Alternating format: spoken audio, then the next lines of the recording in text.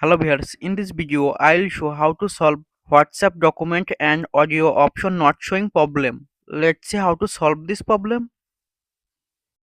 Go to Play Store, click on search bar, search WhatsApp,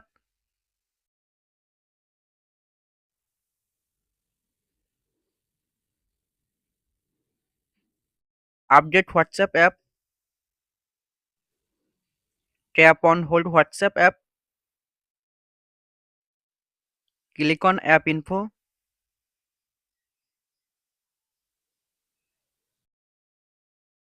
tap on storage and cache, tap on clear cache